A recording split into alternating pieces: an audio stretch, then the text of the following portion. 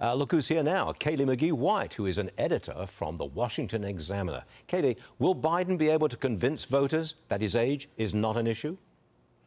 Right now, the polling does not suggest that he will be able to. A recent poll found that 3/4 of Americans, including 69% of Democrats, are very concerned about Biden's age and do not think that he should seek another term. And I do wonder if part of the concerns are exacerbated by the fact that Kamala Harris, who is even more unpopular than Biden is, would be the next in line if something were to happen to Biden. I think that American voters are concerned about the Democratic ticket as of right now. Kaylee, let's talk education for a second. I've got two items for you.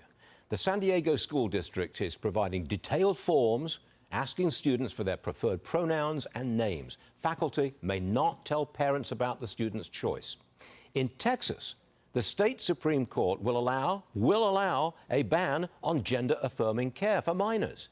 Those are two very different takes on trans in the schools. There's no clarity. Can you provide us with some?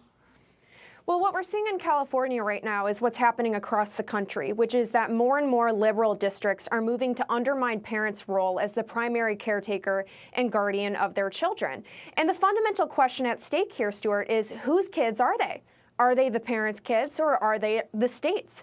This San Diego form essentially posits that the state has the responsibility to decide what is best for the child. And we know that that's not true because it defies both legal precedent and common sense.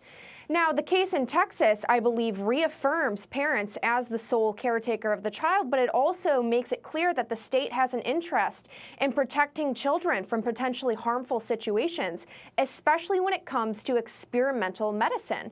And again, legal precedent is on the side of Texas here. Red and blue states have moved to regulate experimental medical products in the past, like OxyContin. Well, it seems like it's just going to court.